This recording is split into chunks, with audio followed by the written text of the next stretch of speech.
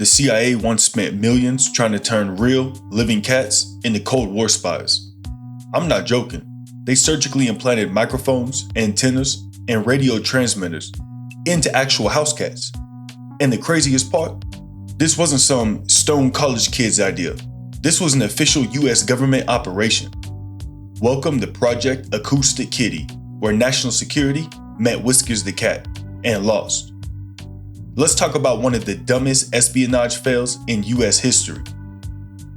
Hey, what's up, y'all? Let's start with some context first. The Cold War wasn't just about nukes and spy movies. It was about two schoolyard bullies trying to punk one another. America and the USSR were in a pissing contest that never ended. Who could launch satellites faster? Who could build bigger bombs? Who could come up with the most batshit crazy spy tactic and pretend that it was genius? Now, the CIA in the 60s wasn't just spying through boring stuff like wiretaps or bribery. They were throwing darts in the dark, blindfolded, while having two left eyes both installed upside down, just hoping something would stick. So you got MKUltra, where they secretly dose people with LSD, trying to figure out ways to control the human mind. Apparently Ted Kaczynski, the Unabomber, was part of those trials. Hell nah, fool, I'm good on that. Oh, and then you got Project Stargate, where they paid people to sit in a room and psychically stare at stuff in Russia. Bro, they had psychics out here trying to have brainwave wars like a South Park episode. Absolute dumbasses. But when neither of those was enough, they said, hey, what about cats? Because clearly, if drugs and magic brain powers didn't work, the next logical step is Garfield with a radio transmitter hanging out his butt. This is like the conspiracy theory that pigeons aren't real, but are instead spying agent robots made by the government. Except this one isn't a theory. So like crack in the kitchen, they had to go cook up a plan. Here's what that plan was. They wanted to surgically implant a microphone inside a cat's ear, a radio transmitter near its skull, and a literal wire running along its spine through its tail. They basically wanted to make an anti-Russia Cold War cyborg that scratches up furniture and purrs nonstop. But you may ask, why a cat exactly? Well, because cats are small, sneaky, and people don't pay attention to them really. So in theory, they could just walk right up to foreign diplomats and sit nearby, just listening. And because this was before drones and high-tech mics, they figured a live animal could be the perfect mobile surveillance device. Well, the problem is this, and all you cat owners will understand this one immediately. Cats don't take orders. Man, you'd be hard-pressed to find a cat to do anything. I've seen cats ignore food, laser pointers, and their own name just to keep licking on their armpit. And now you think they're gonna follow orders. See, you can't go tell a cat, hey, go to the Soviet diplomat and just sit there for about 2 hours. That thing's gonna look at you and say, hell nah, my day's booked. I have to go kill me about 15 birds, chase a butterfly, beg a random stranger for scratches, and then lick my booty hole for 15 minutes. But the CIA, they were committed to their plan. They weren't just testing ideas. They actually did the surgeries and trained these cats. They literally built a working prototype. And here's the craziest part. They trained this poor cat to walk short distances and ignore distractions. That's like sending a toddler to military boot camp and expecting it to graduate. Alright, so after all this high-level brain power, years of prep, and probably a dump truck full of money, they launched the cat on its very first mission. The location, Washington, D.C. The target, 2 men talking on a bench outside of a Soviet compound. The plan, release the cat nearby, it sneaks over, sits close, and the CIA listens via the built-in mic. Boy, they thought this cat was Agent 47, man, hell no. But listen, they thought, okay, that seems easy enough. Now, before I go into the next part, y'all need to remember, this is a cat. So check out what actually happened.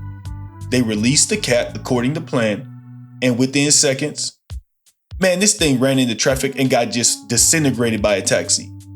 Just like that, mission over, millions of dollars wasted. They did all that training to teach it to avoid paying attention to distractions, and the damn cat didn't pay attention to the 3,000-pound taxi zooming toward it, blasting 50 Cent's Get Rich or Die Trying album. So that cat was gone in one furry, bloody moment. Hey, RIP to Chester the cat. But now picture the agents, sitting in a van, headsets on, holding their breath, ready to win the war for the US. And then, boom, and a group of CIA agents probably looking at each other like Ed, Edd n Eddy, but they're all just the dumb one. Followed by just silence. And then a very long conversation that probably started with, okay, so we gotta get our story straight before we go tell this shit to the director. So what do you do after you turn a house cat into a live roadkill on a government budget? Well, apparently, you just go write a report and pretend that it wasn't even that bad. A declassified CIA memo later claimed the cat did not respond to the environment as anticipated. Man, I can tell you right now they've never had a cat, because any pet owner would have been able to tell you this shit was a bad idea. Man, where was Doge back then to stop this kind of government fraud, waste, and abuse? And animal abuse too. But don't get it confused, they weren't done spinning their wheels just yet. Here's another quote. We believe the program would not be practical for our needs. Yeah, no shit, man, it turns out the Meow Mix 007 sleeper agent wasn't what you exactly hoped for. It's also worth noting that they claimed the equipment could malfunction. As if the tech worked, it was just a cat that failed. See, that's a classic government move. Blame the operator, not the system. What they should have said was, we tried to weaponize an animal known for ignoring literally everyone, and it didn't work because we're just idiots. But nah, instead we got project discontinued due to environmental variables.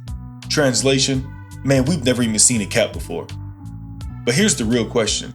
How in the hell did this thing get approved?